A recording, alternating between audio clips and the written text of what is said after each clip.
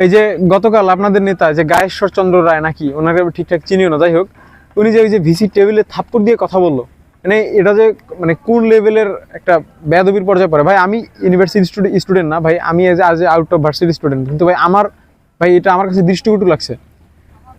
তো এতে ভাই অ্যাকচুয়ালি আপনাদের রেপুটেশন বাড়ে না, উল্টা কমছে।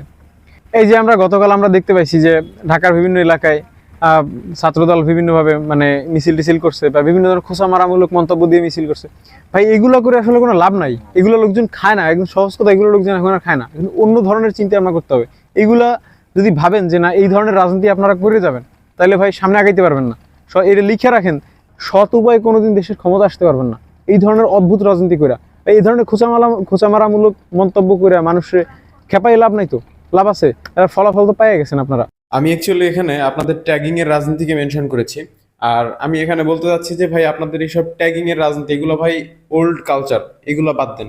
মানুষ এগুলো এখন আর খায় না। পারলে নতুন কিছু করেন, ইনোভেটিভ কিছু একটা করেন, গঠনমূলক সমালোচনা করেন, আর দলের নেতাকর্মীদের জন্য ভালো কিছু করেন যাতে সামগ্রিক উন্নয়ন হয়।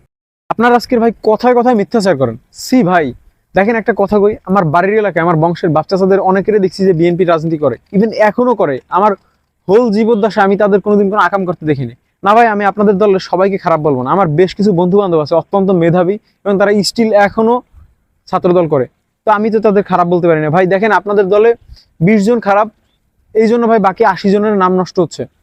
ঠিক আছে, সৎ সাহস নিয়ে এইসব দুর্নীতিগ্রস্ত নেতাকর্মীদের অপসারণ করা জরুরি ভাই। আপনারা ভালো কিছু করেন, দেখেন লোকজন আপনাদেরকে ভালো নামে চিনতে পারে নাই, আপনারা লোকজনের মনে কালি লাগাই দিচ্ছেন। শিবিরের দিকে তাকান, দেখেন তারা মেধা প্রজ্ঞার বুদ্ধি কাটিয়ে কত ভোটের ব্যবধানে জিতে গেল। এই যে দেখেন শিবির কদিন আগে আপনাদেরকে 30টা ধর্ষণের অভিযোগ প্রিন্টেড কপি সহকারে দেখাইছে, এর একটা গঠনমূলক প্রতিবাদ করতে পারছেন? এটা হচ্ছে আপনাদের একটা ব্যর্থতা।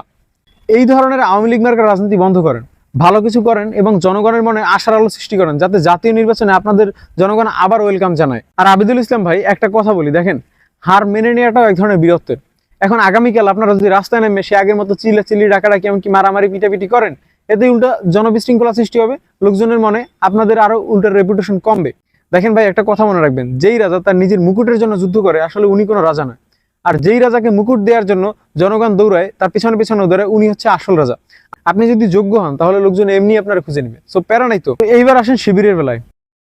হে ভাইয়া, আপনাদের বাদ রাখবো না আলোচনায়, আপনাদের নিয়ে আলোচনা আছে, তো চলেন আপনাদের নিয়ে কিছু কথা বলি।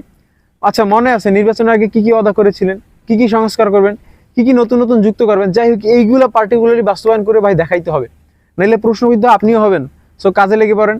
তো আপনাদের জন্য দোয়া ও শুভকামনা রইল, একটা ইসলামিক পরিবেশ